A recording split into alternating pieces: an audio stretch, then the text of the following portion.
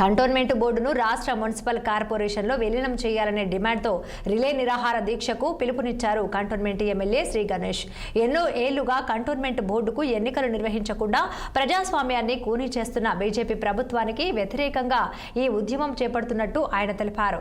రేపటి నుండి కార్ఖానాలోని డాక్టర్ బాబాసాహెబ్ అంబేద్కర్ విగ్రహం వద్ద ప్రారంభమయ్యే రిలే నిరాహార దీక్షకు సంబంధించిన గోడ పత్రికను కాంగ్రెస్ పార్టీ నాయకులతో కలిసి ఎమ్మెల్యే క్యాంపు కార్యాలయంలో ఆవిష్కరించారు. ఈ సందర్భంగా ఎమ్మెల్యే శ్రీ గణేష్ మాట్లాడుతూ కేంద్ర ప్రభుత్వం దిగివచ్చి కంటోన్మెంట్ బోర్డును మున్సిపల్ కార్పొరేషన్లో విలీనం చేసే వరకు పోరాటం ఆగదన్నారు. ఇక అవసరమైతే ఢిల్లీ స్థాయిలో కూడా ఉద్యమాన్ని కొనసాగిస్తామని స్పష్టం చేశారు. కంటోన్మెంట్ ప్రజల అభ్యున్నతికే తన జీవితం అంకితమని ఎమ్మెల్యే వెల్లడించారు.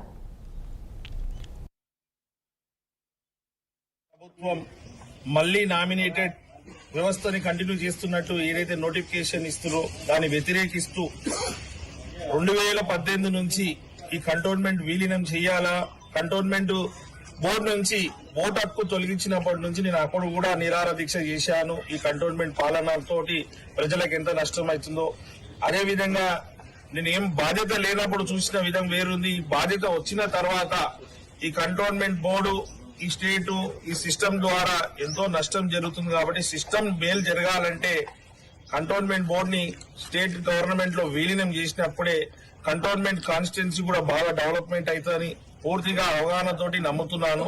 అదే కాకుండా ఏ వ్యవస్థలైనా కూడా ఎక్కడైనా బోర్డు ఎలక్షన్లు కావచ్చు, కార్పొరేషన్ ఎలక్షన్ కావచ్చు, సర్పంచ్ ఎలక్షన్ కావచ్చు, మున్సిపల్ ఎలక్షన్స్ కావచ్చు, ఎలక్షన్లు జరగాలి స్థానిక సంస్థలు. అలాంటిది గత 6 సంవత్సరాల నుంచి ఎలక్షన్ పెట్టాక ఓన్లీ నామినేటెడ్ వ్యవస్థను కంటిన్యూ చేయడం మేము వ్యతిరేకిస్తూ, ఈ వ్యవస్థని వ్యతిరేకిస్తూ ఖచ్చితంగా ఇది విలీనం చేసి కార్పొరేషన్ లో 3-4 నెలల్లో ఎలక్షన్ అవుతుంది. కాబట్టి అదే మాదిరిగా కార్పొరేషన్ ఎలక్షన్ కావాలని మేము ఒత్తిడి పెట్టి వారు కూడా దిగి రావాలని కానీ ఇది ఒక డిమాండ్ మీద మేము రేపటి నుంచి నిరంతరం రేపు ఫస్ట్ రోజు కాబట్టి 10 గంటల